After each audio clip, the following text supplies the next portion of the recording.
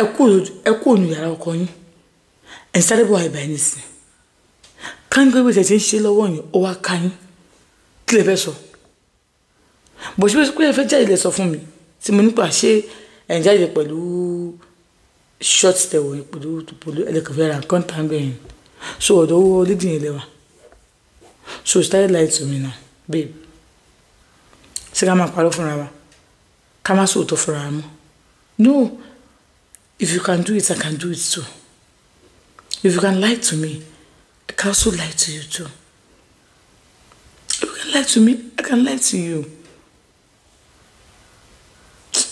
ló bá lónú yàrá ẹ̀ bá mi fẹ́ ṣe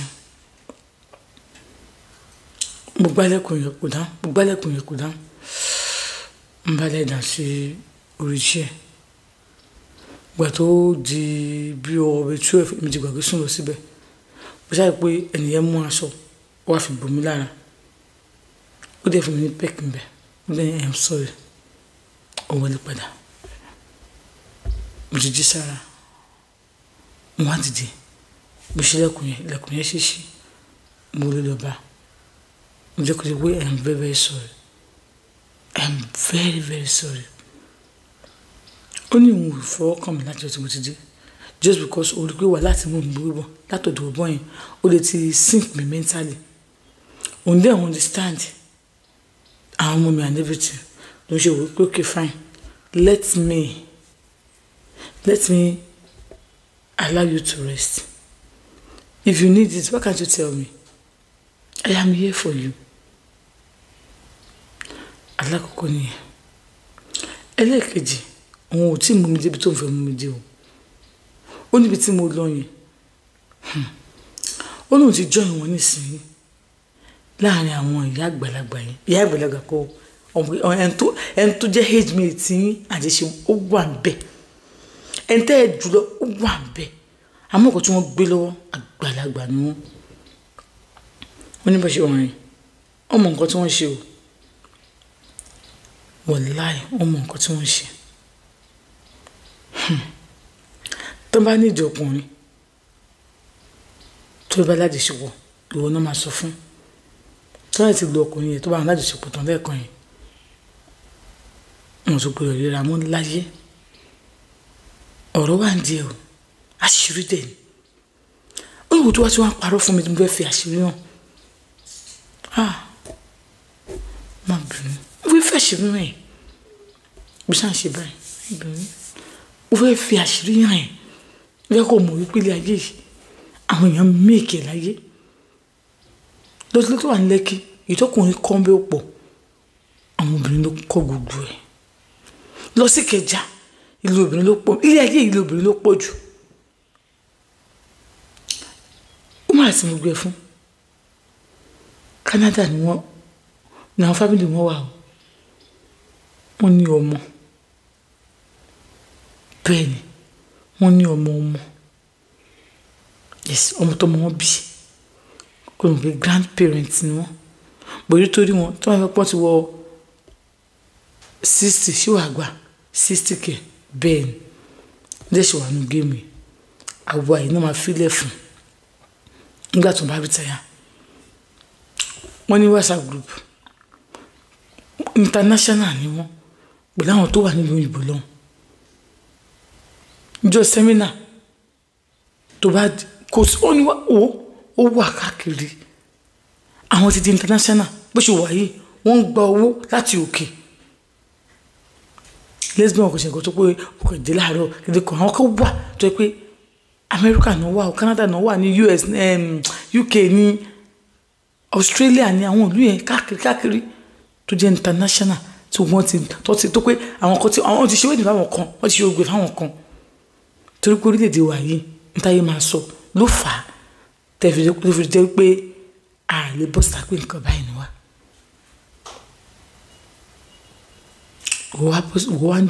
wọ́n ń dà mí tí bá fà kí wọ́n ní ìyàtọ̀ láàrin ìwọ àtàwọn ọkùnrin tó máa ń parọ́ fún yàn tí a fẹ́ parọ́ fúnra wa fún obìnrin ni mí if you need this tell me babe I need this thing I must answer you I am sorry mi ti wá nídìí ọmọ yìí tí mo initiate ọmọ yẹn kò lè fọ́kọ ẹ lẹ̀ mi dẹ̀ fẹ́ ká dúrí orogún ó yàtọ̀ síra wọn mi fẹ́ ká gbé lọ sílé ńlá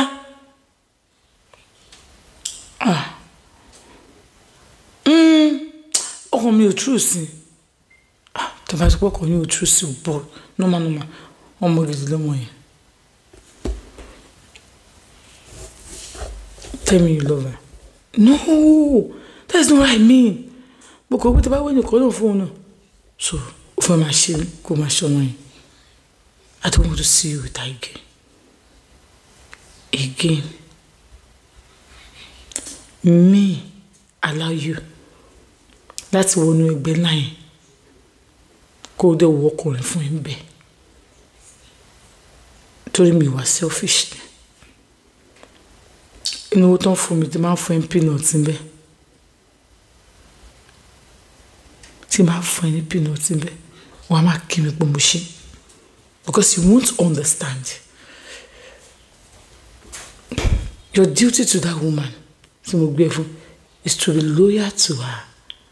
Your duty to me is to be loyal to me. Tell me everything. I can't just share you with that stupid girl. But no.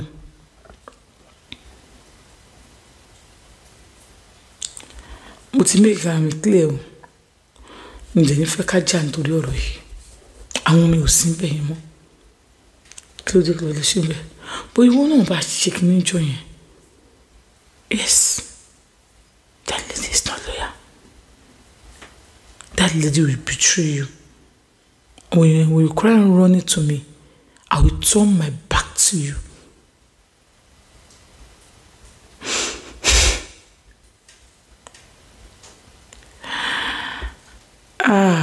Oh my God. Auntie Shun, mo jẹ gbà pé mi ní lady yẹn mọ́. I'm fine. Ṣé wọ́n sọ fún mi? Pé kí ni? Wọ́n sọ fún ẹ. Wọ́n sọ wọn kọ fún mi. Okay. Bóyá tá bá ti dé bẹ́ẹ̀. Ṣé wọ́n pè ẹ́ ni? Wọ́n pè mí.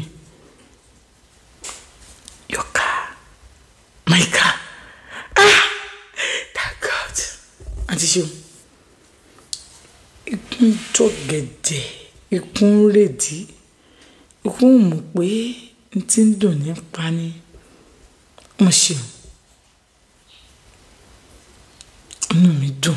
Ìyá tún ra káà fún mi. Ara káà fún mi. Nígbà tá a máa padà lọ, wọ́n ti gbé káà mi dé síbẹ̀. Ààrùn mẹ́ta náà ra káà fún mi. Nígbà tó ń ṣe bẹ́yìn tán kíní kan, wọ́n ya picture mi, wọ́n ya passport mi. Wọ́n ní kí n má wọlé. Ìgbìlọ̀ lédè pé kí nìyẹn wá fún? Wọ́n máa hard mi sínú orúkọ Ọlọ́run. So, no. Àwọn lesbian nìkan ló láǹfààní àti rí nǹkan yẹn. Gbé tó bá yá, wọ́n sì máa fúnra woman yẹn ló sì máa mú mi lọ síbẹ̀. Tó sì máa mú mi, wọ́n máa hard mi sínú kíní yẹn. Ilé ńlá ni, overall ni. Mo ní òkè. Níbẹ̀, wọ́n ta gold. Níbẹ̀, wọ́n ta orí mọ́tò. Níbẹ̀, kò sí nǹkan táwọn, kò sí nǹkan tí kankan wọ́n ta. Èmi ń ta lé níbẹ̀. Níbẹ̀ kò sí nǹkan. Traveling agent wà ńbẹ̀, traveling agent wà ńbẹ̀. If you want to travel, ó wà láàrin gbogbo wọn. They do business. And they should want to business. And they are making money. Wọ́n ní ẹnu. Débi wípé dí òkè lọ́hùn náà lẹ́nu dé. Gbogbo àwọn politician yìí lórílẹ̀-èdè Nàìjíríà. Èmi inú wọn, ó ń ṣe ọkùnrin, ó ń ṣe obìnrin. Àwọn tó jí ọkùnrin, most of them, mi sọ kó gbogbo wọn o. Àwọn míì inú wọn, wọ́n ṣe ọkùnrin, wọ́n ṣe obìnrin. Kódà gbogbo àwọn politician, èmi inú wọn kí má ní gbogbo wọn. Àwọn tó ń ṣe lọ́pọ̀ o, wọ́n fẹ́ ní experience ìhòdì. Àní bẹ́ẹ̀ ni. Wọ́n fẹ́ ní experience ìhòdì. Tọ́pọ̀ náà politician yìí. Táà lè máa dárúkọ. Àmọ́ máa sọ̀rọ̀ nípa èèyàn kan ní wọn fún yín lórí ètò yìí náà.